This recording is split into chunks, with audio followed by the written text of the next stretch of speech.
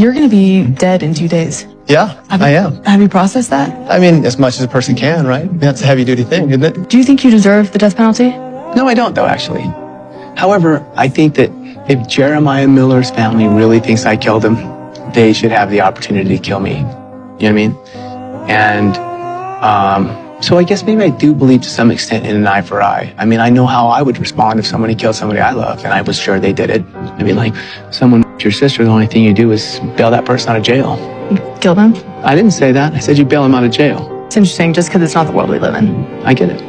I lived outside that world, you know what I'm saying? What do you hope for your son? What do you hope for your grandkids? They are more successful in finding happiness and some degree of satisfaction and gratification in a life within the parameters, you know what I'm saying? My inability to do that clearly is a sizable portion for me being here. And I just hope they're able to do that, you know what I mean?